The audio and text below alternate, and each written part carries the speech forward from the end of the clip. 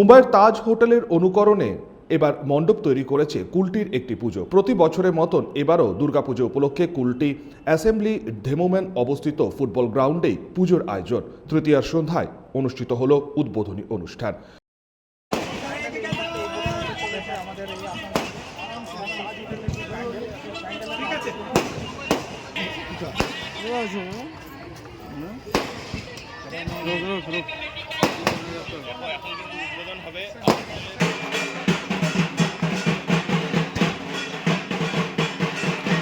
এই এলাকার এই অঞ্চলের সমস্ত লোক এটা দেখার জন্য আসবেন এখানে এই পুজোর করেন সবাই খুব আনন্দ পাবেন। এবছর কি মনে করবেন, কি নজর কাড়বে? হ্যাঁ, নিশ্চয়ই নিশ্চয়ই খুবই নজর কাড়ার কথা। এত সুন্দর প্যান্ডেল আর এই অঞ্চলের কাছাকাছি কোথাও মনে হয় না কোথাও। কলিয়ারি অঞ্চলের পুজো মানে ধেমোম্যান কলিয়ারি পুজো খুব জনপ্রিয়। চিরকালই। আপনি একজন ইসিএল কর্তা হিসেবে কতটা গর্বিত মনে করছেন? নিশ্চয়ই আজকে ধেমোম্যান, চীনাকুড়ি, গঞ্জিমারি কিছু পুজো পুরো পশ্চিমবঙ্গের একটা জায়গা নেয়।